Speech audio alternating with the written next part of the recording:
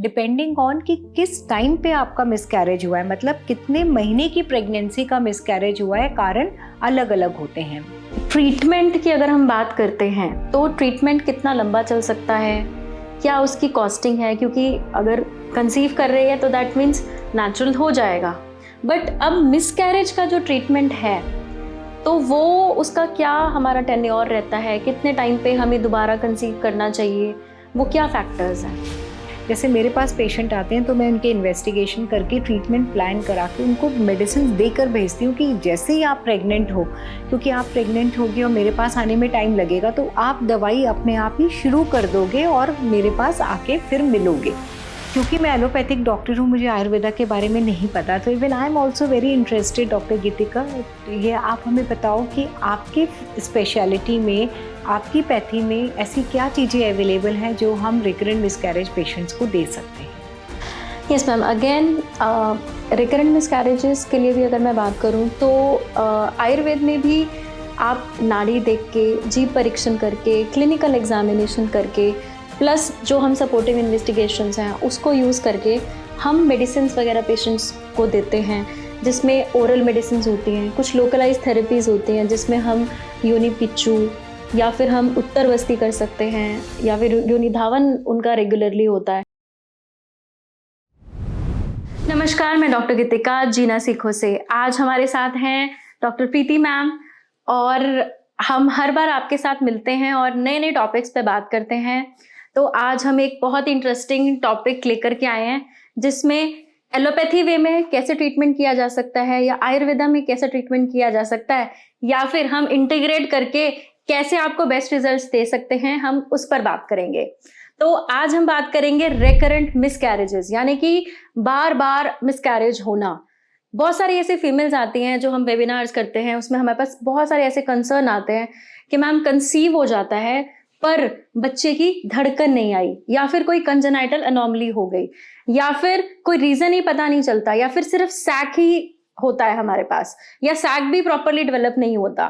तो बहुत सारी ऐसी कॉम्प्लिकेशन आती हैं जिसकी वजह से रिकरेंट मिसकैरेजेस होते हैं, और जिसमें स्पेशलाइजेशन है डॉक्टर प्रीति मैम की, और मैम का जो एक्सपीरियंस है that is more then 30 years, और बहुत सारे लोगों के घर में इन्होंने बहुत सारी खुशियां भी भेजी हैं। और आज वो खुशियां आप लोगों के घर तक कैसे पहुंच सकती हैं, और कैसे हम आयुर्वेद और एलोपैथी के इंटीग्रेशन के साथ आपके घर खुशियां पहुंचा सकते हैं, इसके बारे में आज हम डिस्कशन करेंगे।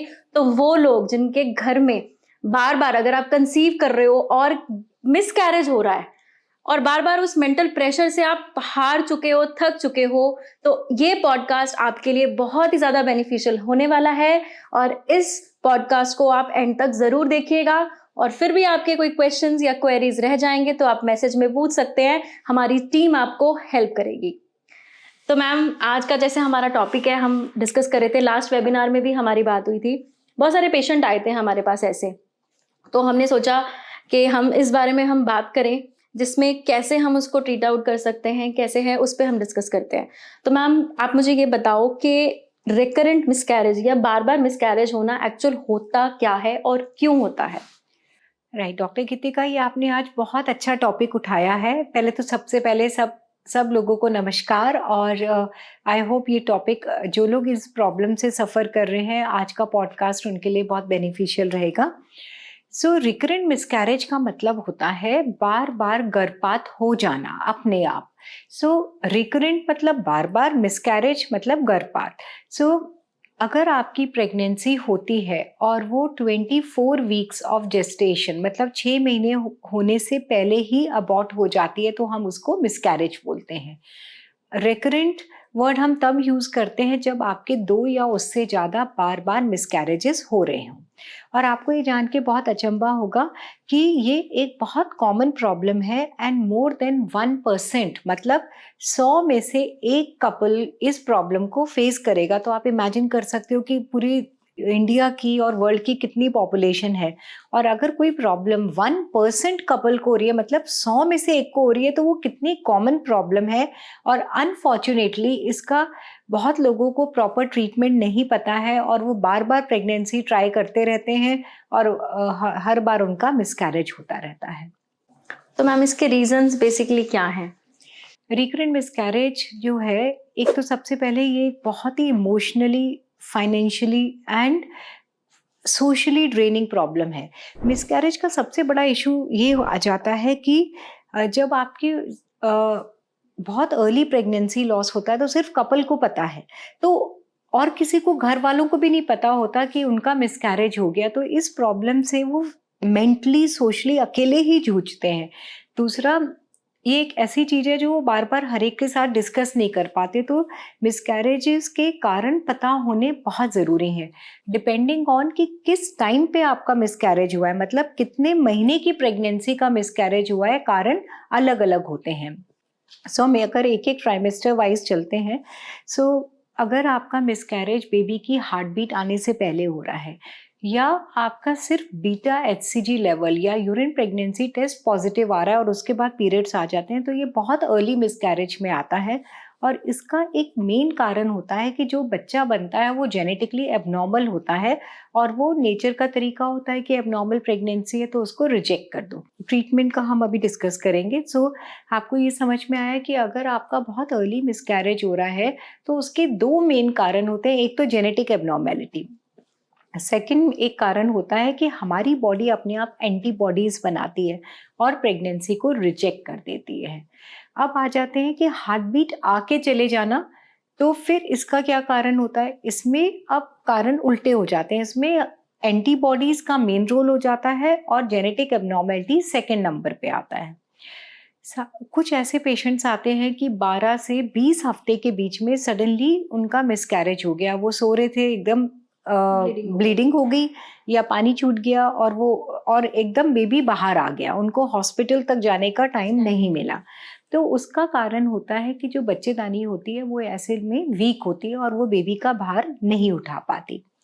फिर आता है कि 20 हफ्ते के बाद सडनली पानी कम हो जाना या बच्चे की ग्रोथ कम हो जाना, जिसको हम IUGR एंड ओलिगोहाइड्रोएमनियोज बोलते हैं। तो उसके कारण अलग होते हैं, उसमें कारण होता है मदर का इन्फेक्शन होना, मदर का BP बढ़ना या फिर एंटीबॉडीज होना। ये मेन कारण होते हैं मिसकैरेजेस के। अच्छा मैम, इन सब जैसे हम लोग भी पेशेंट रूटीन में देखते हैं, तो अगर ये सारे रीजंस नहीं होते तो क्या और फैक्टर्स हो सकते हैं? क्योंकि सब इन्वेस्टिगेशन करवा के ही आते हैं हमारे पास, और उसमें जब देखते हैं तो इनमें से कोई भी कारण नहीं होता, तो एक टेस्ट कराते हैं, टॉर्च टेस्ट नॉर्मली गायनेक्स जो हैं वो रिकमेंड करते हैं, तो वो कितना जस्टिफाइड है? क्या उससे मिसकैरेज होता है या नहीं होता? उसका क्या आपका व्यू है? अगर हम मोटे मोटे कारणों को देखें, अभी तो मैंने जेस्टेशन के हिसाब से बताया, तो एक सबसे इम्पॉर्टेंट कारण अगर हम देखें तो है जेनेटिक एबनॉर्मेलिटी, कि माँ बाप के ब्लड में ही कुछ विकृति हैं जेनेटिकली, वो बच्चे को जेनेटिकली एबनॉर्मल बना देती हैं। सेकंड कारण होता है इन्फेक्शंस। थर्ड कारण होता है जो बच्चेदानी है उसकी शेप एबनॉर्मल है या उसके अंदर झिल्ली है बहुत बड़ी, तो उसकी वजह से, पर वो यूजुअली मिसकैरेज नहीं करती, वो प्रीटर्म लेबर करती है। फिर फोर्थ कारण होता है कि हस्बैंड के स्पर्म्स अगर एबनॉर्मल हो तो भी बेबी एबनॉर्मल बनता है और मिसकैरेज हो जाता है। और एक बहुत इंपॉर्टेंट कारण है इम्यूनोलॉजिकल, मतलब एंटीबॉडीज। महिला की बॉडी में बेबी जो है वो एक फॉरेन ऑब्जेक्ट है ना। हमारी बॉडी यूजुअली उसको एक्सेप्ट कर लेती है, पर कुछ लोगों की बॉडीज बहुत सेंसिटिव होती हैं, तो वो बेबी के अगेंस्ट ही एंटीबॉडीज बनाती हैं, और जिसकी वजह से टिपिकली 8 से 10 हफ्ते पर बच्चे की ब्लड सप्लाई बंद हो जाती है और मिसकैरेज हो जाता है। ये तो डिफरेंट कारण है मोटे मोटे। अब आ जाते हैं जो आपने क्वेश्चन पूछा था कि भी इन्फेक्शन टॉर्च, ये बहुत ही इम्पोर्टेंट क्वेश्चन है डॉक्टर गीतिका। टॉर्च में बहुत 6-7 तरीके के बैक्टीरिया और वायरसेस को चेक किया जाता है। आपको ये बात समझनी है कि टॉर्च से रिकरेंट मिसकैरेज नहीं होता। टॉर्च में जो टॉक्सोप्लाज्मा, रूबेला, साइटोमेगालो वायरस, इनको चेक किया जाता है। वो एक बार तो मिसकैरेज करेंगे पर बार बार नहीं करेंगे। अब कई पेशेंट्स आते हैं, उनके 10 बार टॉर्च हुए होते हैं, और ये महंगा टेस्ट है, और बार बार क्यों हो रहा है भाई? अगर एक बार आपका टॉर्च हो गया तो उसको बार बार रिपीट कराने की जरूरत नहीं है। दूसरा, टॉर्च के इन्फेक्शंस के दो एंटीबॉडीज होती हैं, आईजीजी, आईजीएम। सो आईजीएम एंटीबॉडी हमें बताती है रीसेंट इन्फेक्शन, और आईजीजी एंटीबॉडी बताती है कि हमारे अंदर कभी इन्फेक्शन हुआ था पर अब प्रोटेक्टिव एंटीबॉडीज आ गई। तो अगर आपका आईजीजी पॉजिटिव है तो वो अच्छी बात है, अगर आईजीएम प्रेगनेंसी में पॉजिटिव है तो वो अच्छी बात नहीं है, पर टॉर्च रेकरेंट मिसकैरेज नहीं करेगा। और अगर बार बार आईजीएम पॉजिटिव आता रहे तो उसका क्या, अगर ट्रीटमेंट के बाद भी आता रहे तो क्या वो रिस्पॉन्सिबल है? टॉक्सोप्लाज्मा आईजीएम पॉजिटिव काफ़ी लंबे टाइम तक रहता है। सो वो कई बार 3 से 6 महीने भी आईजीएम एंटीबॉडी पॉजिटिव आती रहती है। तो आपने आईजीजी टेस्ट कराना है। एक बार जब आईजीजी पॉजिटिव आ गया, इसका मतलब है हमारे अंदर प्रोटेक्टिव एंटीबॉडीज़ बन गई। टॉक्सोप्लाज्मा जो है उसका ट्रीटमेंट अवेलेबल है और वो बार बार रिकरेंट मिसकैरेज नहीं करता। तो अगर आपका टॉक्सो आईजीएम पॉजिटिव आ रहा है तो हम उसकी मेडिसिन शुरू कर सकते हैं जिससे कि वो ठीक हो जाए, और ये प्रेगनेंसी में भी दे सकते हैं। देखो मैम, बहुत सारे ऐसे पेशेंट आते हैं, अब कईयों को 5 साल 10 साल से है इनफर्टिलिटी, या फिर अगर मैं मिसकैरेजेस की बात करूं तो उस केस में मैंने देखा है कई पेशेंट्स को 2 या 3 बार, मतलब 3-3 4-4 साल तक वो टॉर्च पॉजिटिव आने पर मेडिसिन खाते हैं। क्या वो बार बार मेडिसिन खाना इज गुड? क्योंकि अगर वो कॉज ही नहीं कर रहा तो हमें बार बार फिर मेडिसिन क्यों खाना है? हाँ, तो बिल्कुल भी नहीं खाना। अगर आपका टॉक्सो आईजीजी पॉजिटिव आ गया तो आपको मेडिसिन की बिल्कुल ज़रूरत नहीं है। सो बार बार मेडिसिन खाने का तो मतलब ही नहीं है। और जब आपका टॉक्सो आईजीएम पॉजिटिव है तो उन 2 से 3 महीने के लिए आपने प्रेगनेंसी अवॉइड करनी है। और इसी के साथ ही मैम कुछ ऐसा रहता है कि अगर एग अच्छा है, सब है, तो क्या मिसकैरेज, रिकरेंट मिसकैरेज का रीजन क्या स्पर्म्स भी हो सकते हैं? Yes, definitely. अगर स्पर्म काउंट कम है या स्पर्म काउंट एबनॉर्मल है तो फिर जो स्पर्म और एग को कंबाइन करके बेबी बनता है वो जेनेटिकली एबनॉर्मल हो सकता है, विकृत हो सकता है। तो फिर ये एक बहुत बड़ा कारण है मिसकैरेज होने का। तो फीमेल्स में क्या एग की क्या कैसी क्वालिटी है, उसको देख के हम कैसे डिसाइड कर लेते हैं कि इसकी वजह से मिसकैरेज हो रहा है? वो क्या क्या फैक्टर्स हैं? तो फिर हमें कुछ इन्वेस्टिगेशंस कराने होते हैं। जैसे कोई रिकरेंट मिसकैरेज का पेशेंट हमारे पास आता है तो मैं उसके क्या क्या टेस्ट कराती हूँ। सबसे पहले उसका ब्लड ग्रुप कराना बहुत ज़रूरी है, क्योंकि अगर आप RH नेगेटिव हो और आपके हस्बैंड का ब्लड ग्रुप RH पॉजिटिव है और आपको NTD प्रेगनेंसी के बाद या ब्लीडिंग कभी प्रेगनेंसी में हुई है तो उस समय नहीं लगा है, तो आपके अंदर कुछ एंटीबॉडीज़ बन जाती हैं जो बेबी को अगेन एंड अगेन डिस्ट्रॉय कर सकती हैं और उसकी वजह से मिसकैरेज हो सकता है। दूसरा, we get the TORCH test once basically to see कि टॉक्सो रुबेला और साइटोमेगालो वायरसेस की आपके आईजीजी और आईजीएम एंटीबॉडीज हैं कि नहीं है। ठीक है। थर्ड, हम करते हैं बहुत important test, anti phospholipid antibody testing या थ्रोम्बोफिलिया स्क्रीनिंग। ये बहुत इंपॉर्टेंट टेस्ट है और इससे हमें पता चलता है कि आपके अंदर एंटीबॉडीज बन रही हैं कि नहीं। कई बार थायराइड प्रॉब्लम की वजह से भी रिकरेंट मिसकैरेज हो सकता है, डायबिटीज़ की वजह से भी रिकरेंट मिसकैरेज हो सकता है। फिर हम 3D अल्ट्रासाउंड करते हैं विमेन का, देखने के लिए कि उसके अंदर, यूट्रस के अंदर कोई सेप्टम तो नहीं है, कोई बहुत बड़ी एबनॉर्मेलिटी तो नहीं है। हस्बैंड की सीमेन एनालिसिस करते हैं कि वो सीमेन काउंट ठीक है, और हस्बैंड का diabetes test and thyroid test भी करते हैं। तो ये सारे टेस्ट हैं। अगर फिर भी मिसकैरेज हो रहा है तो एक और टेस्ट बहुत इंपॉर्टेंट है, वो है पेरेंटल कैरियोटाइप, कि हस्बैंड वाइफ के ब्लड की जेनेटिक जांच कर लेते हैं कि वो किसी एबनॉर्मल जीन्स के कैरियर तो नहीं है। सो ये सारी चीज़ें होती हैं जो हम टेस्टिंग में करते हैं। और एक AMH टेस्ट फीमेल्स का करके हमें आइडिया हो जाता है कि उनकी एग क्वालिटी और क्वांटिटी कैसी है। मतलब अगर कोई भी रिकरेंट मिसकैरेज का केस है तो आपके अकॉर्डिंग पहले सारे इन्वेस्टिगेशंस कंप्लीट कराएं, जो कि लोग करते नहीं हैं। वो क्या करते हैं, वो सीधा IVF की तरफ जाते हैं और एकदम से आप अपना स्क्रीनिंग नहीं करवा रहे हो, फिर आप बार बार फेलियर की तरफ जा रहे हो। बट हमारे यहाँ पे सबसे पहले हम इन्वेस्टिगेशन से रूल आउट करते हैं कि व्हाट इज द कॉज, फिर उसको ठीक करते हैं, फिर हम IVF की तरफ प्लान कर सकते हैं। क्योंकि जब तक हमें कारण ही नहीं पता चलेगा तो IVF से भी अगर प्रेगनेंसी हुई और कारण तो आपके अंदर ही है तो वो प्रेगनेंसी भी मिसकैरेज हो जाएगी। लोगों को 2 चीज़ें समझना है। आप जिनके रिकरेंट मिसकैरेज हो रहे हैं उनको प्रेगनेंसी होने में प्रॉब्लम नहीं हो रही, तो इन केसेस में यूजुअली IVF की ज़रूरत नहीं है। इनको प्रेगनेंसी होल्ड करने में प्रॉब्लम हो रही है, बल्कि इन लोगों की कई बार फर्टिलिटी रेट बहुत अच्छा होता है, वो तुरंत प्रेग्नेंट हो जाते हैं। सो इसलिए इसमें कपल की गलती नहीं है कि वो जल्दी जल्दी ट्राई करते हैं। बहुत सारे डॉक्टर्स भी बोलते हैं कि आप ट्राई कर लो, क्योंकि उनकी नॉलेज इतनी नहीं होती डॉक्टर्स की भी। तो हमेशा अगर आपको रिकरेंट मिसकैरेज हो रहा है, बार बार मिसकैरेज हो रहा है, तो आपने रिकरेंट मिसकैरेज एक्सपर्ट को ज़रूर मिलना है। आप हमें मिल सकते हो। और दूसरा, आपने प्रॉपर इन्वेस्टिगेशन करा के ट्रीटमेंट प्लान बना के, जैसे मेरे पास पेशेंट आते हैं तो मैं उनके इन्वेस्टिगेशन करके ट्रीटमेंट प्लान करा के उनको मेडिसिन देकर भेजती हूँ कि जैसे ही आप प्रेग्नेंट हो, क्योंकि आप प्रेग्नेंट होगी और मेरे पास आने में टाइम लगेगा, तो आप दवाई अपने आप ही शुरू कर दोगे और मेरे पास आके फिर मिलोगे। क्योंकि जो पहले कुछ 4 हफ्ते होते हैं प्रेगनेंसी होने के बाद, वो ही सबसे क्रूशियल होते हैं मेडिसिन शुरू करने के लिए। तो मैम ये तो हमने देखा कारण।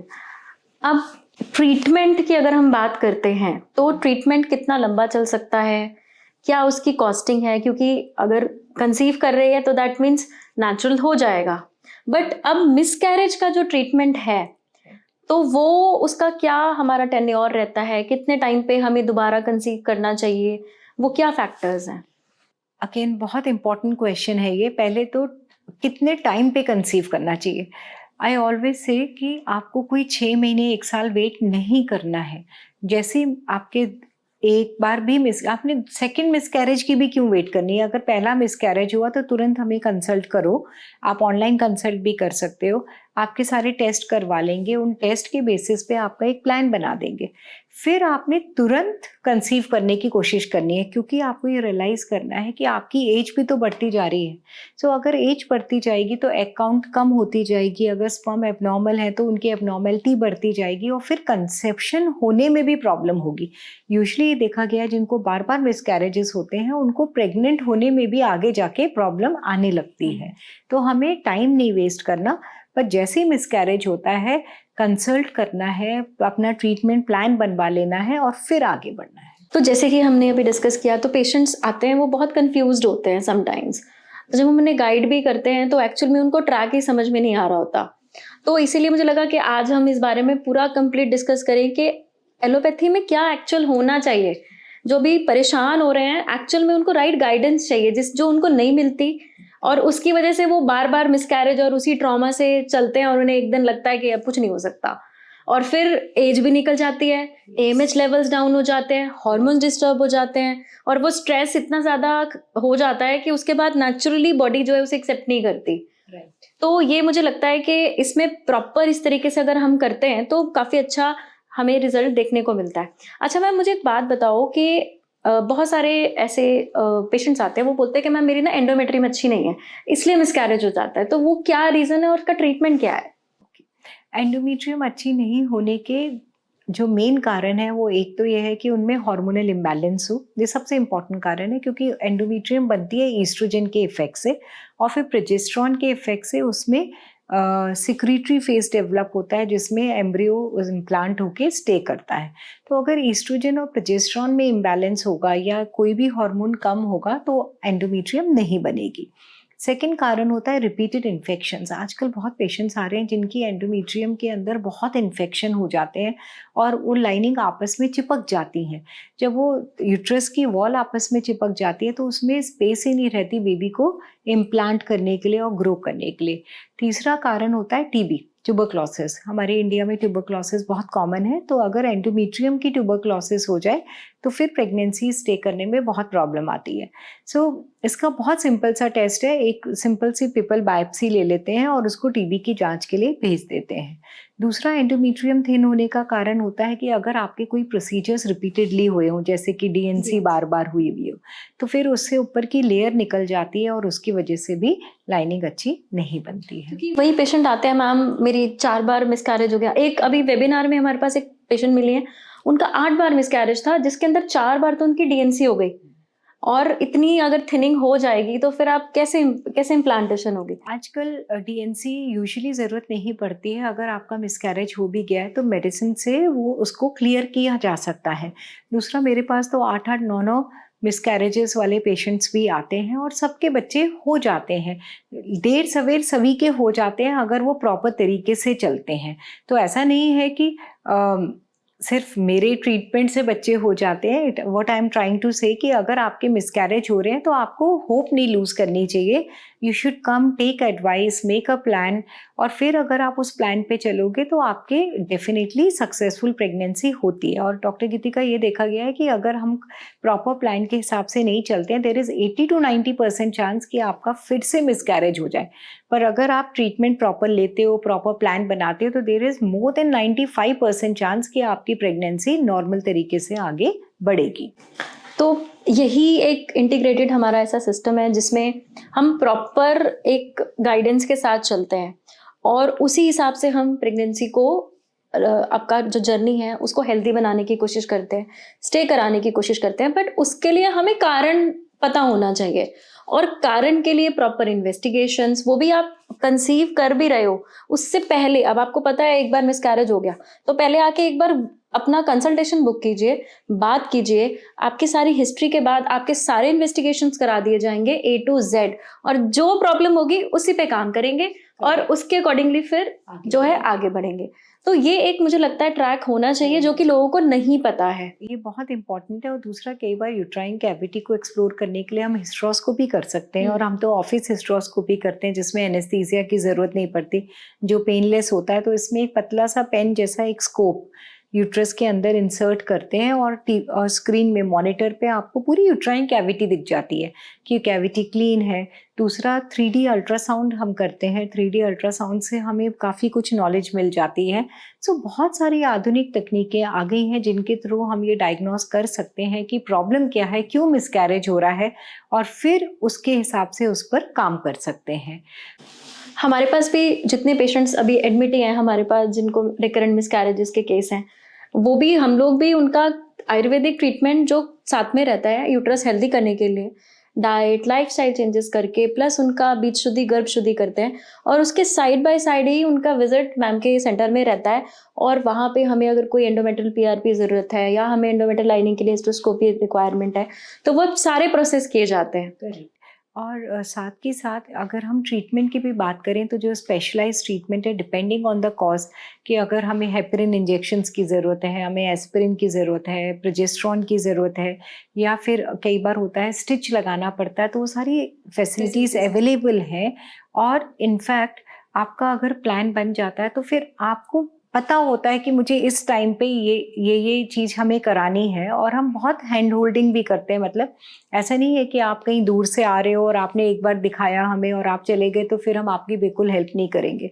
आप ऑनलाइन कंसल्ट हमें कर सकते हो, और आप जितने वीक्स की प्रेगनेंसी उस हिसाब से हम आपको गाइड करते रहते हैं। So there are lots of things available. अगर आप हेल्प चाहते हो तो वी आर ऑलवेज अवेलेबल, और हेल्प लोगे तभी फिर आप अपनी मंजिल तक पहुंचोगे। सो ये तो हमने बात की एलोपैथिक ट्रीटमेंट की रिकरेंट मिसकैरेज पेशेंट्स में। अब क्योंकि मैं एलोपैथिक डॉक्टर हूँ, मुझे आयुर्वेदा के बारे में नहीं पता, तो even I am also very interested. Doctor Geetika, ये आप हमें बताओ कि आपकी स्पेशलिटी में, आपकी पैथी में ऐसी क्या चीज़ें अवेलेबल हैं जो हम रिकरेंट मिसकैरेज पेशेंट्स को दे सकते हैं? Yes ma'am, again recurrent miscarriages के लिए भी अगर मैं बात करूं तो आयुर्वेद में भी आप नाड़ी देख के, जीभ परीक्षण करके, क्लिनिकल एग्जामिनेशन करके, प्लस जो हम सपोर्टिव इन्वेस्टिगेशंस हैं उसको यूज़ करके हम मेडिसिन वगैरह पेशेंट्स को देते हैं, जिसमें ओरल मेडिसिन होती हैं, कुछ लोकलाइज थेरेपीज होती हैं जिसमें हम योनि पिच्चू या फिर हम उत्तर बस्ती कर सकते हैं, या फिर योनि धावन उनका रेगुलरली होता है, जिसकी वजह से अगर कोई इन्फेक्शन है अंदर तो वो बहुत जल्दी क्योर होता है। बहुत सारे ऐसे पेशेंट्स होते हैं जिनको वाइट डिस्चार्ज की प्रॉब्लम, और वो भी इतने टाइम से होती है, PID उनको बहुत टाइम से होता है, क्वाइटर्स करने के टाइम पे उनको बहुत पेनफुल होता है। तो ऐसे कॉम्प्लिकेशंस के साथ अगर हम ये सोचें कि उसमें कंसीव हो जाए या फिर मिसकैरेजेस ना हो, तो वो भी एक बहुत बड़ा चैलेंज है। तो हम वही कॉज के ऊपर अगेन काम करते हुए फिर जब हम कंसीव करवाते हैं, फिर जो रिजल्ट आता है वो बहुत अच्छा आता है। और जैसे अभी हमारे पास कुछ पेशेंट्स हैं अभी जो चल भी रहे हैं, तो उसमें भी आपने देखा होगा कि हम जब 15 डेज के लिए पेशेंट आता है तो हमारे पास उसका पूरे प्रोसीजर, जिसमें उसका विरेचन होता है, वमन होता है, हम बस्ती करते हैं, उत्तर बस्ती करते हैं, नस्य, शिरोधारा, ये सारे प्रोसेस से हार्मोन्स का बैलेंस होना, या फिर अगर उसका हम साइकिल्स की बात करें, एंडोमेट्रियल साइकिल है या फिर ओव्यूलेशन साइकिल, हम उसको हम पूरा कंप्लीट मैनेज करके चलते हैं। फिर साइड बाय साइड अगर हमें यूट्रस को भी हमें अच्छा हेल्दी बनाना है, एंडोमेट्रियम को अच्छा बनाना है, तो हमारे पास बहुत सारे ऐसे मेडिकेटेड घृत होते हैं जो कि हम इंट्रोड्यूस करके फिर हम उसकी लाइनिंग को बहुत अच्छा हेल्दी बना देते हैं। तो ऐसे बहुत सारे ट्रीटमेंट्स हैं। और अभी जैसे हमारे पास पेशेंट चल ही रहे हैं, तो अभी रिसेंट हमने आपके पास एक पेशेंट को एंडोमेट्रियल पीआरपी के लिए हमने भेजा भी, तो फिर हमने जब उसका रिपीट टेस्ट कराया तो बहुत अच्छी उसकी क्वालिटी आई। तो मुझे लगता है कि हमें वहाँ पे भी अच्छा सक्सेस मिलने वाला है। तो अगर सारी चीज़ें को हम कंबाइन करके चले तो हमें बहुत अच्छे रिजल्ट्स देखने को मिल सकते हैं। एंड सबसे इम्पोर्टेंट बात है कि ट्रीटमेंट एक अलग, बट एक्सपीरियंस के साथ जो गाइडेंस है ना, दैट इज वेरी इंपॉर्टेंट। जो हम हर बार बात करते हैं कि ट्रीटमेंट आप कहीं से भी ले सकते हो, पर आपका गाइडेंस के साथ अगर आप काम करेंगे, और बेबी प्लान करना is once in a lifetime और twice in a lifetime. अगर आप उसको पूरी शिद्दत के साथ, और आपको पता है अगर प्रॉब्लम है, तो उसके ऊपर ढंग से अगर आप काम करते हो तो ही रिजल्ट मिलते हैं। अगर आप उस पर नहीं काम करते हो तो आप रिजल्ट एक्सपेक्ट भी नहीं कर सकते। तो अगर मिसकैरेज फर्स्ट टाइम ही क्यों ना हुआ हो, तो तुरंत अपना प्रॉपर अच्छे से इन्वेस्टिगेशन करा के कॉज पे जाओ, और फिर अपनी बीज शुद्धि, गर्भ शुद्धि कराओ। साइड बाय साइड आपके इन्वेस्टिगेशन की वजह से जो भी कॉज आ रहा है उसको हम साथ में लेकर के जब हम ट्रीटमेंट करते हैं, तो अगेन जैसे मैम ने बोला कि मोर देन 90-95% हमें सक्सेस मिलने के चांसेस होते हैं, तो वो होते ही हैं। तो अगर हम इन चीज़ों पे चल के अगर हम काम करें तो हमें बहुत अच्छे रिजल्ट्स मिलते हैं। तो मैम के एक्सपीरियंस के साथ भी जब हमारा एक्सपीरियंस जुड़ा तो हमारे सक्सेस रेट भी बहुत अच्छे हुए। ऐसे ऐसे पेशेंट जो कि आईवीएफ फेल हो गए हैं और बार बार मिसकैरेजेस के केसेस थे, उसमें हमें सक्सेस मिली है। तो अगर हम इस तरीके से अब जितने भी हमारे अभी पेशेंट एनरोल हो रहे हैं, तो उनको हम यही गाइड करते हैं कि इसके साथ हम ये चीज़ें करें, और पेशेंट बड़े आराम से उसको फॉलो करता है और उनको अच्छे रिजल्ट्स भी देखने को मिलते हैं। और सबसे अच्छी बात है इंटीग्रेटेड का फायदा यही है कि किसी एक पैथी में सब कुछ अच्छा नहीं है। तो जो एलोपैथी के साइड इफेक्ट्स जिनसे सब लोग डरते हैं कि हमें एलोपैथी मेडिसिन नहीं खानी, वो साइड इफेक्ट्स फिर आयुर्वेदा साथ में करो तो वो कम हो जाते हैं। और आपको साइंटिफिक नॉलेज के साथ साथ आपको आयुर्वेदिक थेरेपीज भी मिल रही हैं, और दोनों चीज इंटीग्रेट होंगी तो डेफिनेटली रिजल्ट्स आपके बेटर होंगे। और सबसे इम्पोर्टेंट बात है ना मैम, नॉर्मली हम लोग भी ये बहुत बोलते हैं कि अगर आप कोई भी केमिकल आप ले रहे हो, चाहे वो फूड के फॉर्म में हो, कहीं ना कहीं इम्पैक्ट करेगा। पर अगर आप उसके साथ साथ शोधन करते रहे, और वो कहीं ना कहीं आपके लिए जरूरी है। लेट्स से अगर मैं कहती हूँ अगर किसी को सांप काट जाए तो आप उसको एंटीडोट दोगे, तो उसके लिए हमारे पास ऑप्शन नहीं है, बट आप उसको सारी जिंदगी नहीं खा सकते। बट जब आपको रिक्वायरमेंट है तब उसको यूज करना जरूरी है, नहीं तो आप लाइफ अपनी खो दोगे।